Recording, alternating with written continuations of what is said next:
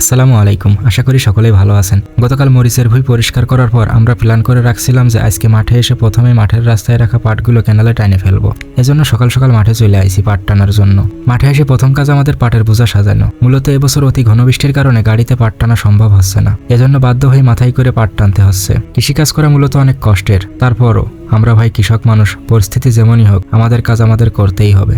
পাটের বোঝা বান্ধা শেষ করে মাথায় বেড়ো বাঁধতে নিলাম পাট টানার জন্য। মূলত বেড়ো ছাড়া পাট টানতে অনেক বেশি কষ্ট হয়, এজন্য যারা কৃষিকাজ করে তারা পাট টানার জন্য বেড়ো ব্যবহার করে। বেড়ো বান্ধা শেষ করে পাটের বোঝা মাথায় তুলে নিলাম। মূলত আমরা এই পাটগুলো টেনে ক্যানালে ফেলছি। আমাদের এদিকে সেরকম পুকুর না থাকায় সবাই ক্যানালেই পাট জাগ দেয়। প্রথম পাটের বোঝা ক্যানালে ফেলে আবার চলে আসি দ্বিতীয় পাটের বোঝা নিতে।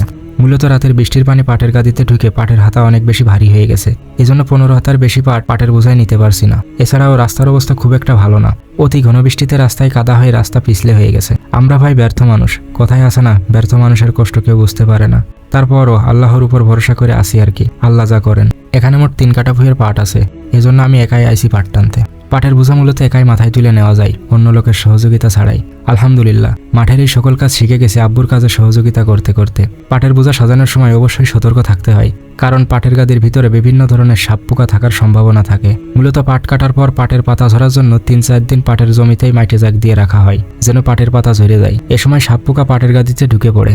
আলহামদুলিল্লাহ, দেখতে দেখতে সবগুলো পাট প্রায় টানা শেষ। এখন শেষ পাটের বোঝা সাজাচ্ছি। পাটের বোঝা বান্ধা শেষ করে পাটের বোঝা মাথার উপর তুলে ক্যানালের দিকে রওনা দিলাম।